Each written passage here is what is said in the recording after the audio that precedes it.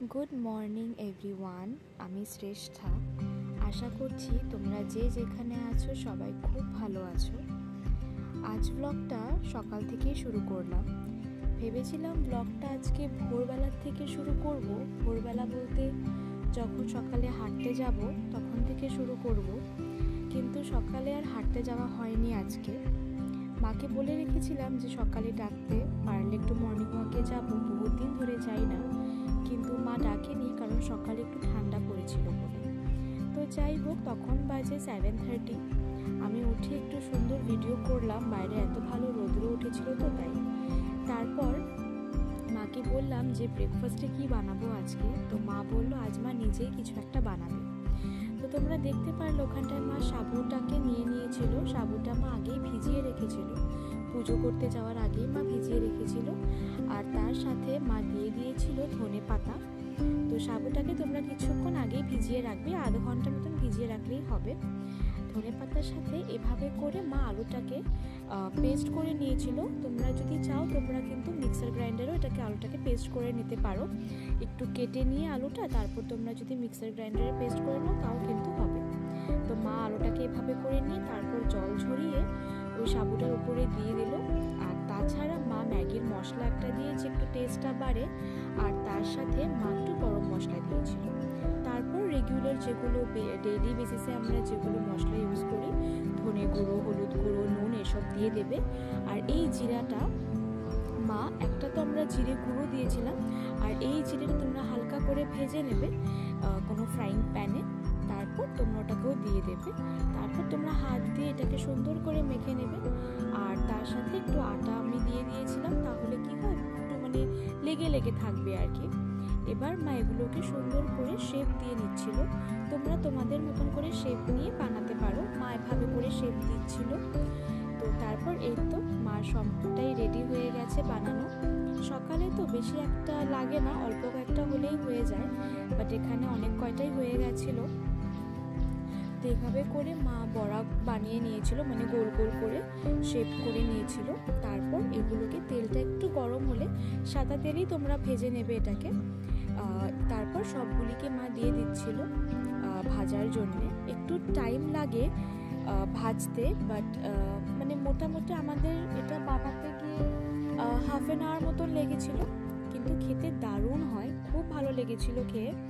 মা হয়তো এই রেসিপিটা কোথাও থেকে দেখেছে, স্পেশালি আমার মনে হয় ইউটিউব থেকে বা ফেসবুক থেকে দেখেই মা এটা বানিয়েছে। এটা নিরামিষের দিনে, মানে যেরকম শনিবার হোক বা মঙ্গলবার হোক, ওই দিনই বেশি মানে ঠিকঠাক হয় এই খাবারটা আর কি।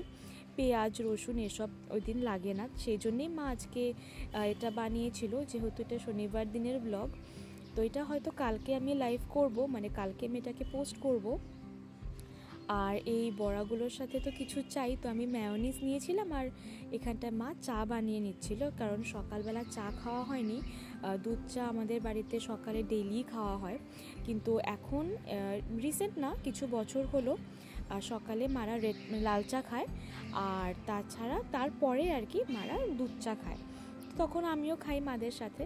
তো এখানে সুন্দর করে বড়াগুলো রেডি, খেতে খুব ভালো হয়েছিল। এই তো চায়ের সাথে রেডি। পুরো ছাড়িয়ে নিচে খাওয়া দাওয়া করব, তারপরে মার সাথে হয়তো একবার আসবো উপরে খাওয়া দাওয়া করার পর। কিন্তু খাওয়া দাওয়া করার পর কি হয়, একটু ঘুমোতে ইচ্ছে করে, শুয়ে থাকতে ইচ্ছে করে, তখন আর এনার্জি হয় না যে উপরে আসি একটু বসে, ইচ্ছেই করে না।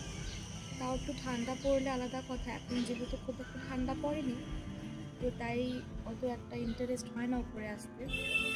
সন্ধ্যের দিকটা আসি আমি, কিন্তু এই সকাল বা দুপুরের দিকটা আসা হয় না। এই জায়গাটাতে বসে থাকি আমি আর মা প্রায় দিনই, কারণ একটু ছায়া একটু রৌদ্র, তো তাই জায়গাটাতে বসতে ভালো লাগে। এই পাশেই এখানটায় এই যেটা যে দেখতে পাচ্ছেন, এই ঘরটা, এটা হচ্ছে একটা স্কুল অ্যাকচুয়ালি। তো এখানটায় সকাল থেকে বাচ্চাদের আওয়াজ ভীষণ সুন্দর লাগে শুনতে, একদম আগের দিনগুলো মনে পড়ে যায়। সকাল সকাল উঠে এখানটায় অ্যাসেম্বলি হয়, এসব হয়। তো আমি যখন পড়তে বসি তখন ওদের অ্যাসেম্বলি শুরু হয় 9টার দিকে শুরু হয় আর কি। তো খুব সুন্দর লাগে শুনতে, আর আমার আগের দিনের কথাগুলো খুব মনে পড়ে। তো যাই হোক, টাইম ফ্লাইজ। আজ তো ছিল শনিবার, তো বেশি একটা কিছু রান্না করা হয়নি। মা এখানে ফুলকপি দিয়ে আলু আর ধনেপাতা দিয়ে একটা তরকারি করেছিল, শাক করেছিল, আর সব মিক্স একটা ভেজ করেছিল, যেটা মা ডালের বড়ি দিয়ে করেছিল, খেতে দারুণ হয়েছিল। আর এখানটায় মা ডাল করেছিল, সেটাও সব সবজিগুলো দিয়ে এই ডালটা বানিয়েছিল। এটা খেতে আমাদের সবার খুব ভাল লাগে, স্পেশালি শীতকালে। ভেজ ডাল বলবো না, এখানটায় মূলো ছিল, আলু ছিল, তারপর ডাঁটা ছিল, তো এসব দিয়ে মা বানিয়েছিল। তো তারপর খাওয়া দাওয়া করার পর আর একটু উপরে গিয়ে বসেছিলাম আমি আর মা। তো তার আগে দেখি এই বাগানটা এত সুন্দর লাগছে। আমি যতবারই ভাবি যে বাগানটার আর ভিডিও নেব না বা ব্লগে আর এই বাগানগুলোর ভিডিও দেব না, বাট আমি পারি না। আমি যখনই বাইরে আসি এই জায়গাটা এত সুন্দর লাগে, এত শান্তিপ্রিয় লাগে যে না দিয়ে আর পারি না। যাই হোক, তারপর উপরে গেছিলাম আমি আর মা। তারপরে এই তো এটা সন্ধ্যাবেলার ক্লিপ। আমি তখন মা সন্ধ্যা দিচ্ছিল আর আমি একটু বাইরে হাঁটাহাঁটিই করছিলাম। তখন দেখি এই পাখিটা তখন মানে অনেকক্ষণ ধরে বসেছিল এখানটায়। তো যাই হোক, তাই একটা ছোট্ট করে ওর ভিডিও করলাম। আর বাবা অফিস থেকেও চলে এসেছিলো। তো বাবার অফিস থেকে আসার পরে একটা বড় ডিউটি থাকে যে বাবা এই বাগানগুলোতে, মানে এই বাগানে বাবা জল দেয়, সব ফুলগুলোতে জল দেয়। টাইম লাগে অল্প জল দিতে দিতে। বাবা সন্ধ্যাবেলায় শাকগুলোকে বেছে রাখছিল, তাহলে পরের দিন সকালে ইজি হয়। আর তখনই মামা মামি ভাই সবাই এসছিল, তো মামিও হেল্প করছিল। আর আমি বিকেলে স্ন্যাক্সের জন্য এখানে বানাচ্ছিলাম ম্যাগি আর পাস্তা, দুটোই মানে দুটো একসাথে করে একটা ফ্রাই করব আর কি। তো এই তো এখানে আমার পাস্তা সেদ্ধ হয়েই এসছে। মাদেরকে কতটুকু দিব? অল্প অল্প দিব মাদেরকে, না? আর তোমাকে আমি বেশি করে দিব, আর আমিও বেশি করে নেব। আচ্ছা, তুমি কি খাবে জানি এখন? আর না, পাস্তা আর কি বানাচ্ছি আমি? ম্যাগি। তা আমি বানাই তাহলে, ঠিক আছে? ওকে। এখানে ভাই আমাকে বসে কোম্পানি দিচ্ছিল, আর এখানটায় আমার ম্যাগি আর পাস্তা অলমোস্ট রেডি।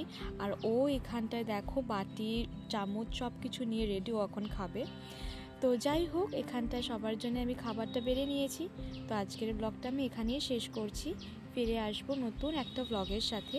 যদি ব্লগটা ভালো লাগে তাহলে প্লিজ কমেন্ট করো আর শেয়ার করো, একটা লাইক করে দিও।